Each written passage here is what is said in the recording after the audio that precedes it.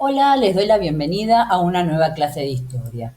Hoy continuamos analizando el periodo de la República Oligárquica, este periodo que va desde 1880 a 1916. Pero repasemos un minutito. La semana pasada yo les presenté a los presidentes de la oligarquía, este periodo que va desde 1880 a 1916. El primer presidente es Roca, que termina su mandato. El segundo es Juárez Celman, que tiene que renunciar luego de la revolución de 1890 o revolución del Parque. Su mandato lo termina su vicepresidente, Carlos Pellegrini. Luego lo sucede Luis Peña, que renuncia y lo continúa, termina su mandato su vicepresidente Uriburu. Luego lo sigue Roca. Roca sí termina su mandato de 6 años. Luego lo sucede Quintana, que fallece en su mandato y su periodo lo termina el vicepresidente Figueroa Alcorta. Luego es elegido Roque Sáenz Peña, que también va a fallecer en el mandato y va a terminar su periodo presidencial su vicepresidente Victorino de la Plaza.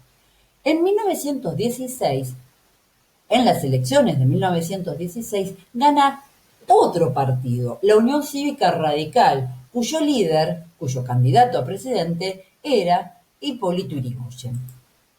En la clase anterior vimos el proyecto de la República Oligárquica, este periodo de 1880 a 1916. En forma sucinta, ¿en qué consistía este proyecto? A nivel político, que solamente gobierna la oligarquía. ¿Cómo se van a garantizar esto? Organizando, creando el Partido Autonomista Nacional, el PAN.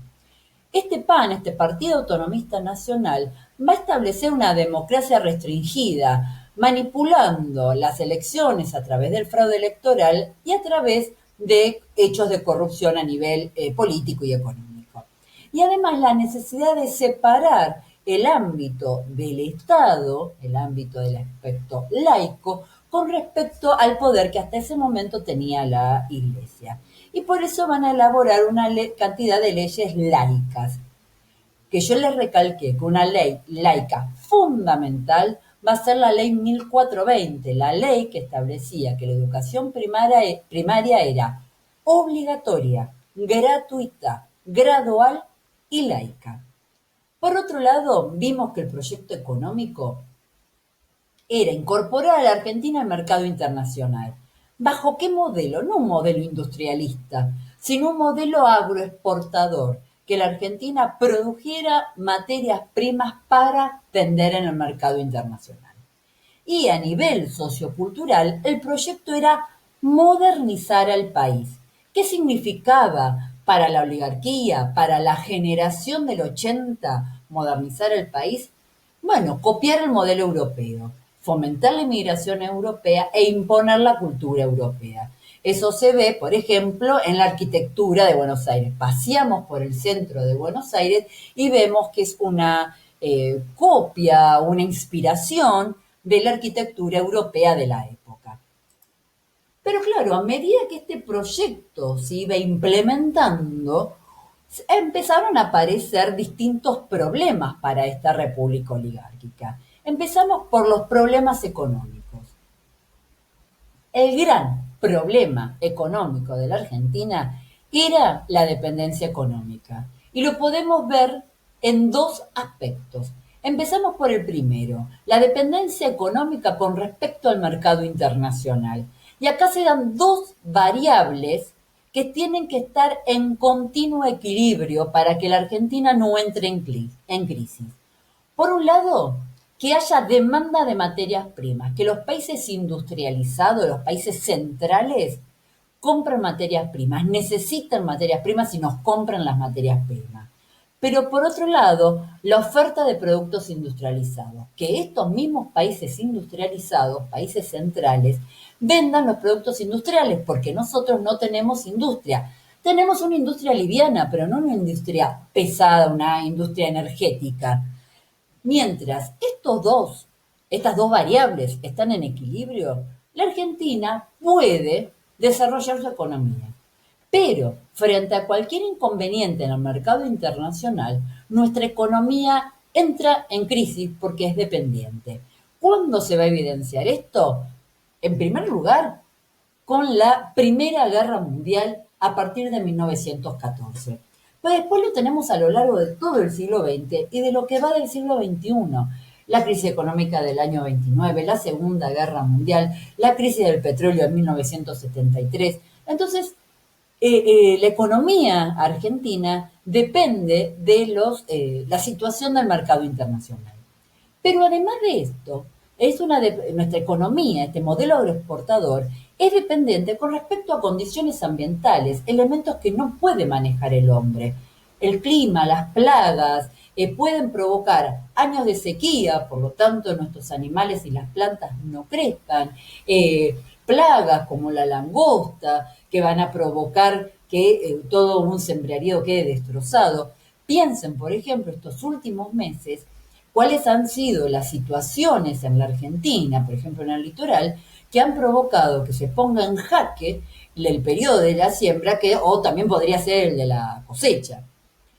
Otro de los problemas económicos es la disposición radial de los ferrocarriles. Y acá seguimos hablando de la dependencia económica, porque recuerden que los ferrocarriles eran de origen ingleses. Entonces los ingleses van a establecer la disposición de los ferrocarriles, de los trenes, según cómo les convenga a ellos.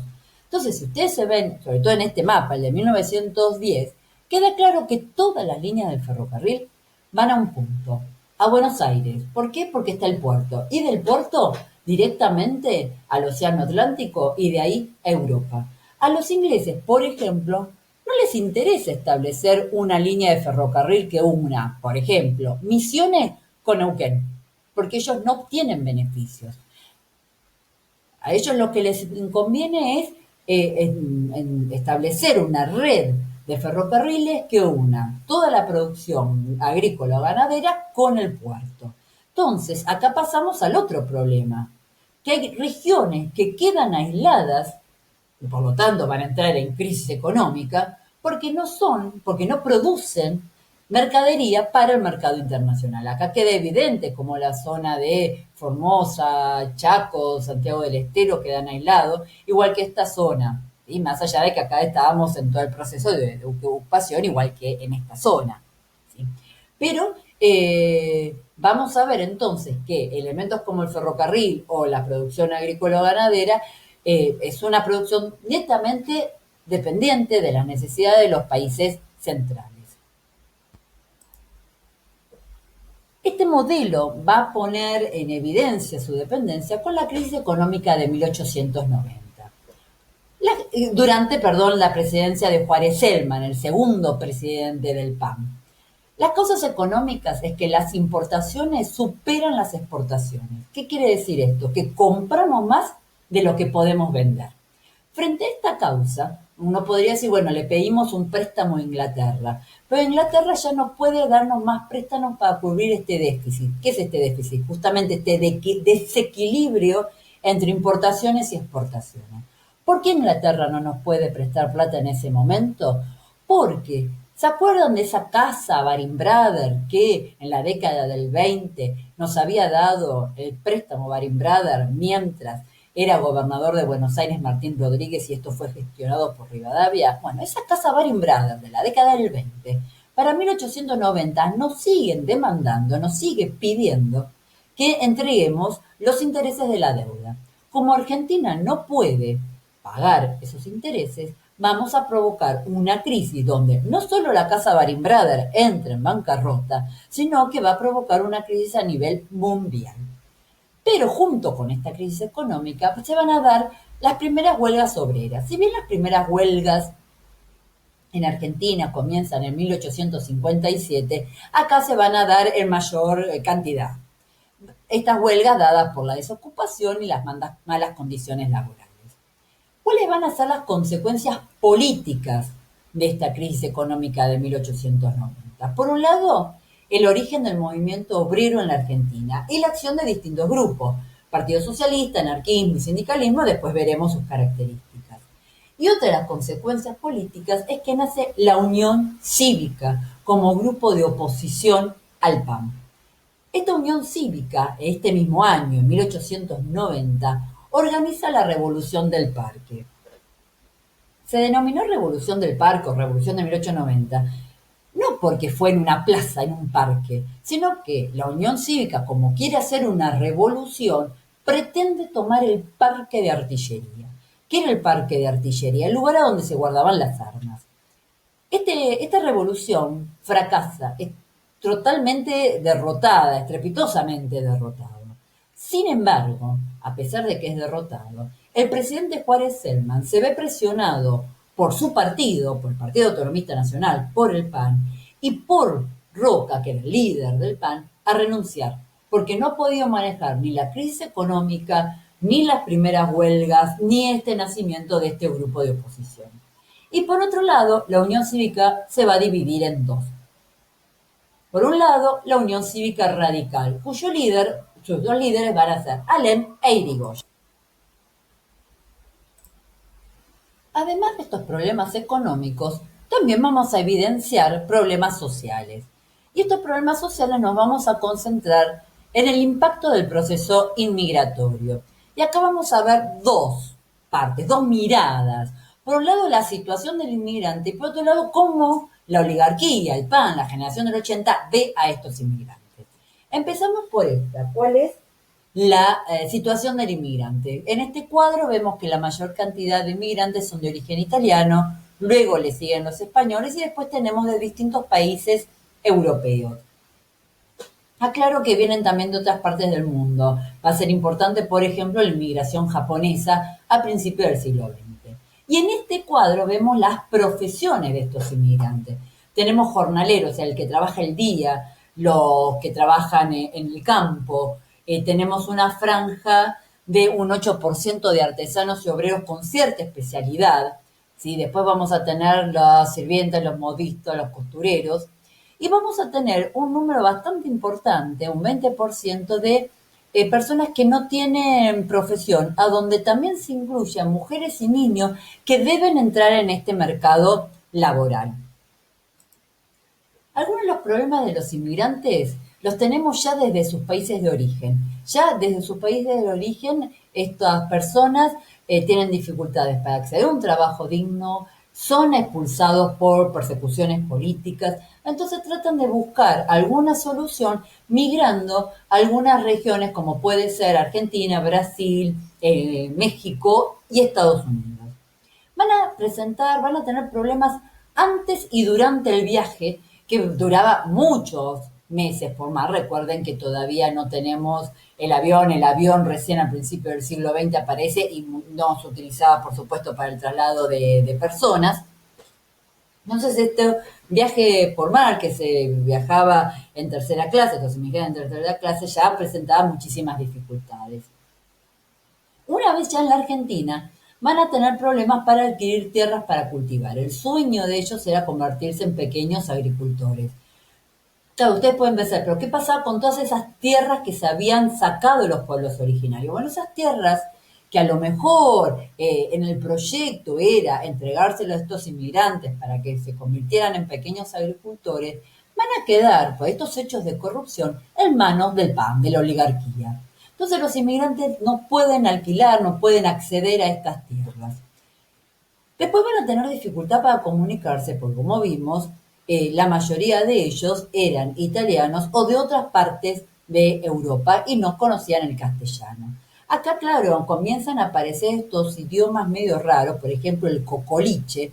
Y el cocoliche era una mezcla de los distintos idiomas, fundamentalmente del italiano con una mezcla de castellano. El ejemplo que siempre doy es la palabra, uy, cuánto laburo que tengo. El laburo, ¿sí? El laburo viene de la palabra italiana labore, que significa trabajo. Entonces nosotros hacemos esta mezcolanza, terminando hablando de una manera incorrecta, pero que se va incorporando al lenguaje de todos los días. Bien. Otro de los problemas, por supuesto, va a ser el de acceder a un trabajo digno y que se les respete sus derechos laborales y poder en algún momento acceder a derechos políticos. Y obviamente dificultades para el acceso a vivienda digna, a donde terminan viviendo en estos edificios denominados conventillos, con varios problemas de sanidad, salubridad, ventilación, ¿sí? Terminan hacinados. ¿Qué pasa? ¿Cuál va a ser la reacción de la oligarquía? ¿Qué le pasa a la oligarquía con estos inmigrantes? La oligarquía siente que estos inmigrantes no cumplen con sus expectativas. Estos inmigrantes que la generación del 37 con Sarmiento y Alberdi, después la generación del 80 pensaban que era la salvación para imponer la civilización y eliminar la barbarie, empiezan a fracasar, no cumplen con lo que ellos querían. Por un lado, no eran originarios del norte de Europa, no eran ni ingleses, ni alemanes, ni belgas, ni holandeses, justamente son italianos y españoles del sur de Europa. No tenían educación medio superior, no eran ni médicos, ni ingenieros, ni físicos, ni químicos. No tenían profesión, acabamos de ver en el otro gráfico que muy pocos eran obreros especializados. No venían con capital, no venían con dinero para invertir. Es más, generalmente era gente pobre europea que venía a América. Otro lado, otro problema, quedaron concentrados en las grandes ciudades, Buenos Aires, Rosario, también va a ser La Plata. Y esto trae problemas de sanidad, salubridad, acceso a hospitales, todo lo que tenga que ver con el tránsito en las ciudades. Esto va a generar problemas. Además, no eran sumisos desde la mirada de la oligarquía porque traían las ideas que en ese momento estaban en plena vigencia en Europa. Vienen con ideas socialistas, anarquistas, sindicalistas, donde reclaman los derechos laborales. Y para eso van a participar de reclamos sociales y políticos, mitin, huelgas. Por supuesto, esto la oligarquía no era lo que esperaba del inmigrante. Ellos esperaban un inmigrante que aceptaba las decisiones del Estado oligárquico, no lo que lo cuestionaban. Y justamente es lo que van a hacer muchos de estos inmigrantes. Van a empezar a cuestionar el estado de situación de la oligarquía que establecía un régimen corrupto, una situación de democracia restringida. Por último, tenemos que ver los problemas políticos. Claro, el PAN, frente a esta democracia restringida, manejada por el fraude y la corrupción, va a empezar a tener grupos de oposición. Los grupos de oposición son estos cuatro. Pero ¿cómo llegamos a estos cuatro? Bien, porque hay distintos grupos que están desconformes de la manera en que la oligarquía está manejando la situación y el desarrollo del país. Por un lado, los católicos. Era de esperar, están en contra de las leyes laicas. Por otro lado, los comerciantes locales. ¿Por qué? Porque los comerciantes locales sienten que le están dando mayores beneficios a los comerciantes extranjeros, por ejemplo a los ingleses, que a ellos. Por otro lado, los ganaderos. Los ganaderos sienten que están están siendo desplazados a favor de la producción agrícola. Y por otro lado, los jóvenes de la oligarquía vendrían a ser los hijos del PAN. Siente que son jóvenes y que sus padres no le dan espacio para participar de la política. Estos grupos que comienzan a estar desconformes van a formar la Unión Cívica, o sea, un grupo bastante heterogéneo, bastante diverso.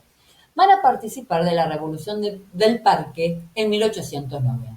Como les explicaba recién, esta Revolución del Parque o la Revolución de 1890 es totalmente derrotada. Pero eso va a provocar que la Unión Cívica se divida en dos, en 1891, al año siguiente.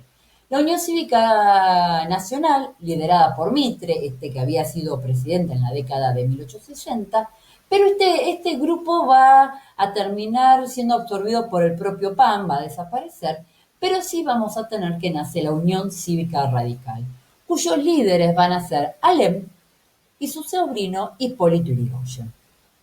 Otro grupo que también está desconforme, y ya vimos por qué, van a ser los inmigrantes. Los inmigrantes van a empezar a formar parte del socialismo, sindicalismo y anarquismo.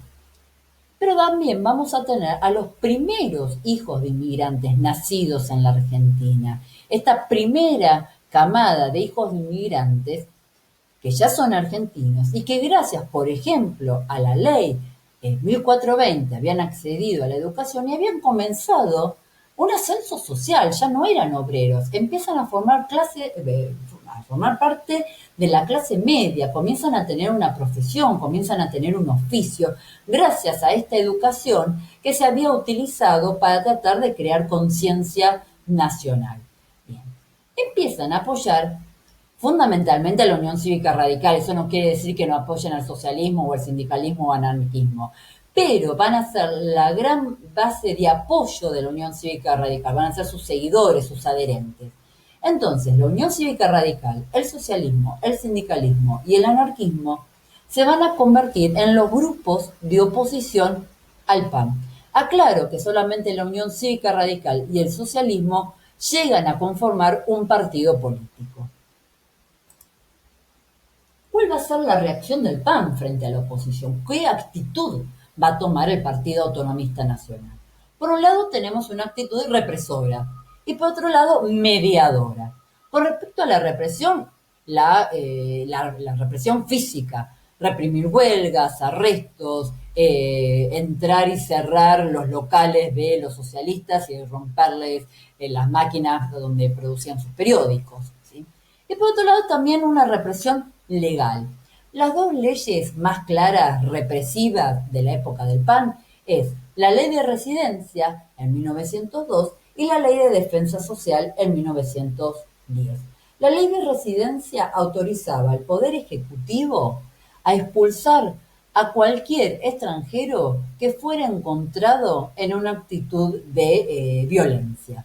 Y la Ley de Defensa Social en 1910, no sé si ustedes tienen en cuenta, 1910, se iban a hacer los festejos del centenario de la Revolución de Mayo.